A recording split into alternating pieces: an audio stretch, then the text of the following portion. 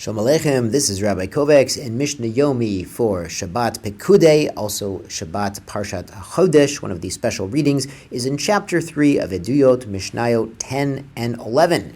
Shlosha Dvarim, there are three items. Rabban Gamliel Machmir, Rabban Gamliel is strict, Kedivrei Beit Shammai, like the words of the Academy of Shammai. Here's the first one. Ein tomnin et hachamin miyom tov l'Shabbat. You cannot insulate hot water to keep it warm when you've cooked up this water on Yom Tov and you want to use it on Shabbat.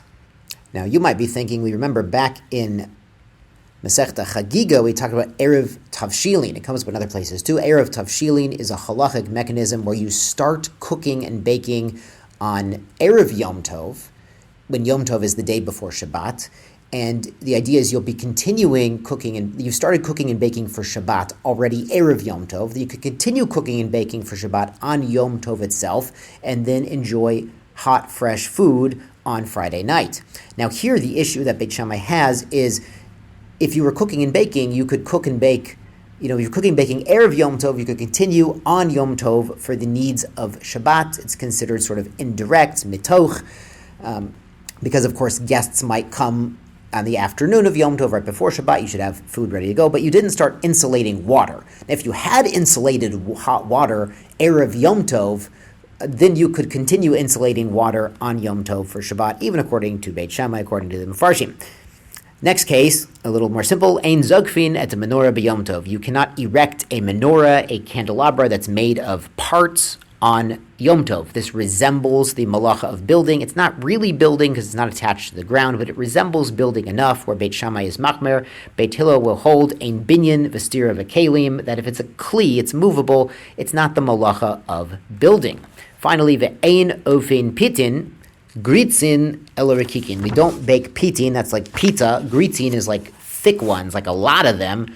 On Yom Tov, for Shabbat, you just bake a little bit. So the idea is, if you have a Erev Tavshilin and you're allowed to bake bread on Yom Tov, you shouldn't be baking a whole lot of bread on Yom Tov that obviously you're not going to eat it all on Yom Tov, you need it for Shabbat. Because again, Erev Tavshilin works because of mitoch. Since guests might come on Yom Tov itself, you should have some fresh food ready. So you could bake a little bit in case someone comes. You shouldn't be baking, a baker's dozen of challah rolls.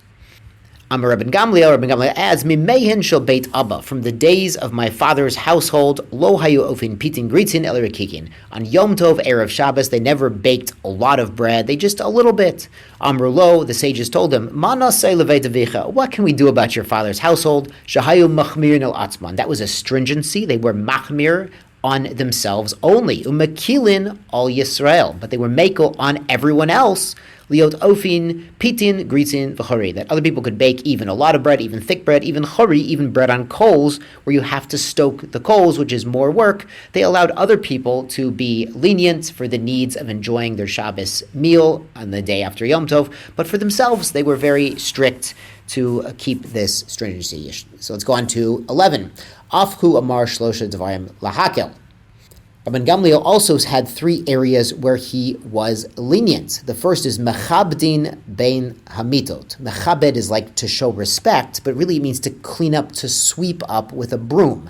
So after they ate lunch, they would sweep up between the couches. They used to eat on couches, sort of semi-reclining. Same would apply if they were eating on chairs. So this area where crumbs fall, you would allow to sweep up. What's the problem with sweeping? Well, usually the floors back then were dirt.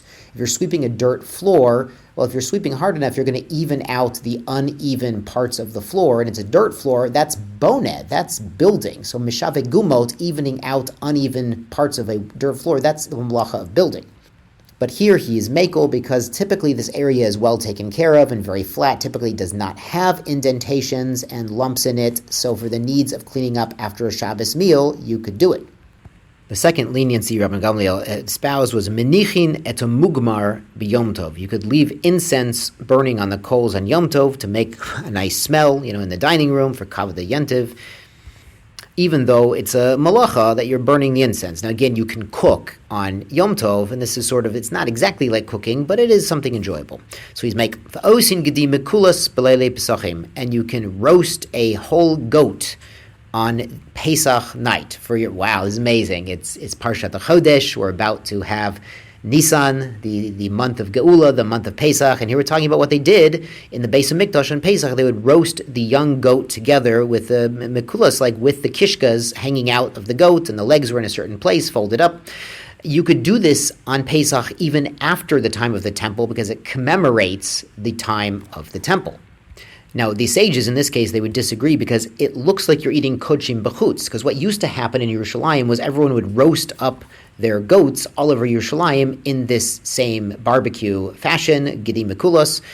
And if you do that without the temple, it looks like you took a goat from the temple, or maybe you made your own mizbeach, God forbid, and you did shchutei chutz, and you're eating kochim b'chutz. It looks wrong to do it like they did back in the temple. And the poskim actually extend this to say you should not make anything roasted for Pesach. You shouldn't have any roast meat on Pesach because that resembles the carbon Pesach. It's a bit of a problem. I have heard some modern poskim say if someone forgot and they accidentally roasted their dinner for Pesach, and it's still time Erev Pesach, so throw it in the oven and bake it for a while, and it's no longer roasted, now it's baked. That's just what I've heard. So in all these cases, Chachamim Osrim, as we've explained. Yashar Kochachem, Tisku the Mitzvot.